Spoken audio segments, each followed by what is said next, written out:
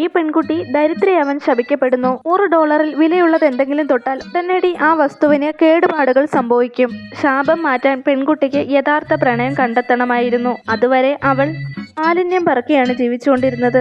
ഈ വക ജോലികൾ ഒട്ടും ഇഷ്ടമല്ലാത്ത പെൺകുട്ടിയാവട്ടെ ഒരു ദിവസം ആകാശത്തേക്ക് നോക്കി നിന്ന് നിലവിളിക്കുന്നു. ആ സമയത്ത് ഒരു ആഡംബരക്കാർ അവളെ ഇടിക്കുന്നു. അവൾക്ക് എന്തെങ്കിലും പരിക്ക് സംഭവിച്ചോ എന്ന് അറിയാൻ വേണ്ടിയിട്ട് ഒരു ധനികൻ ആ കാറിൽ നിന്നിറങ്ങി വരുന്നു. അവൻ എത്ര സുന്ദരനാണെന്ന് കണ്ടപ്പോൾ അവനായിരിക്കും തന്റെ യഥാർത്ഥ പ്രണയമെന്ന് അവൾ കരുതുന്നു. തൽക്ഷണം ആ യുവാവ് അവളെ എടുത്തുകൊണ്ട് ആശുപത്രിയിലേക്ക് പോകാനൊരുങ്ങുന്നു. പെൺകുട്ടി ഉടനടി അയാളോട് പറഞ്ഞു തനിക്ക് വിലപിടിപ്പുള്ള വസ്തുക്കൾ തൊടാൻ സാധിക്കില്ല എന്ന്. അയാളുടെ ഷർട്ട് ചീത്തയാവുമെന്ന് അവൾ ഓർമ്മിപ്പിച്ചു. പക്ഷേ അയാൾ അത് വിശ്വസിക്കാൻ തയ്യാറായിരുന്നില്ല. അടുത്ത നിമിഷം യുവാവിനൊരു തണുപ്പ് അനുഭവപ്പെട്ടു. അയാളുടെ വസ്ത്രങ്ങൾ കീറിപ്പോയിരുന്നു. പെൺകുട്ടി ഉടനടി തന്നെ താനൊന്നും ചെയ്തിട്ടില്ല എന്ന രീതിയിൽ കണ്ണുകൾ പൊത്തുന്നു. അയാൾ പെട്ടെന്ന് തന്നെ ആ കീറിയ വസ്ത്രം മാറ്റി ഈ വസ്ത്രങ്ങൾ ധരിച്ച് പെൺകുട്ടിയെ ആശുപത്രിയിലേക്ക് കൊണ്ടുപോകാൻ ഒരുങ്ങുന്നു. അതിനുശേഷം പെൺകുട്ടിയോട് സീറ്റ് ബെൽറ്റ് ഇടാൻ ആവശ്യപ്പെടുന്നു.